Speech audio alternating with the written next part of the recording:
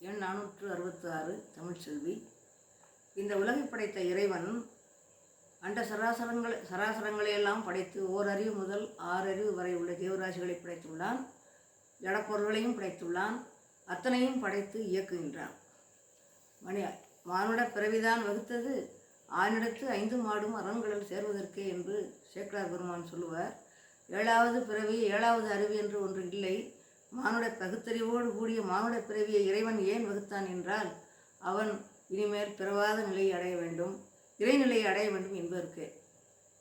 எனவே மணிவாச பெருமான் சொல்லுவார், அத்தைவம் இத்தைவம் அவர் தெய்வம் இவர் தெய்வம் என்று இங்கண் பொய்த்தேவு பேசி புலம்புகின்ற புதலத்தே பற்றேதும் இல்லாது என் பற்று அரணான் பற்றி நின்ற மெய்த்தேவ தேவர்க்கே சென்றுவதாய் போத்தும்பி என்று சொல்லுவார். அவர் குலதெய்வ வழிபாடு செய் என்று சொல்லவில்லை.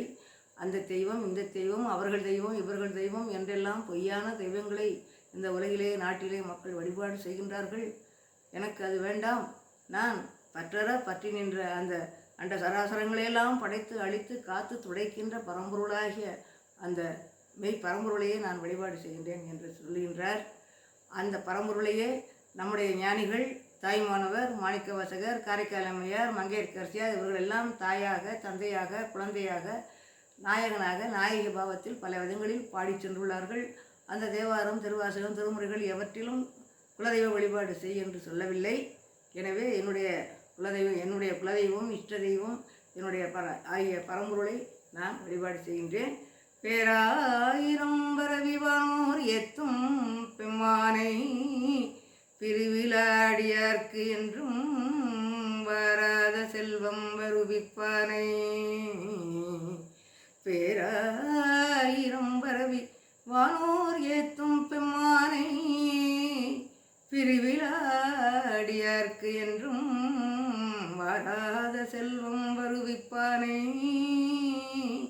மந்திரங்கள் தந்திரங்கள் மருந்துமாகி, மந்திரங்கள் தந்திரங்கள் மருந்துமாகி தீராத நோய் தீர்க்க வல்லான் தன்னை.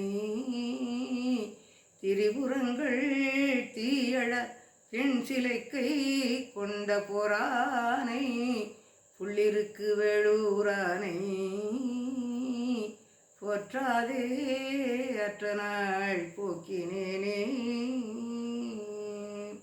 சிவாய நம என்று சிந்தித்திருப்போர்க்கு அபாயம் ஒரு நாளும் இல்லை. அல்லார்க்கு விதியே மதியாய்விடும்.